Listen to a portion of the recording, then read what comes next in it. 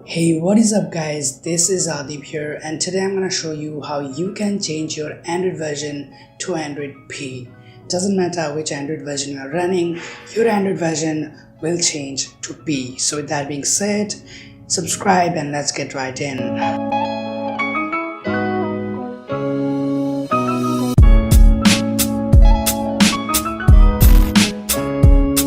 So guys, download this app called as build.prop editor from the Play Store.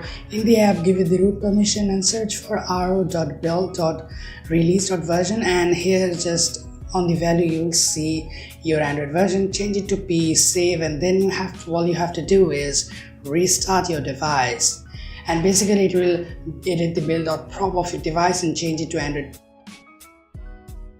After the restart, you'll see that your Android version is now P, but do note that this is not Android P, this is just your Android version which changed to P by editing. So yeah guys, that is how you can do it. It's pretty simple, all you need is root. So give this video a thumbs up, comment down below, share this video and subscribe to this channel, and I'll see you in the next one.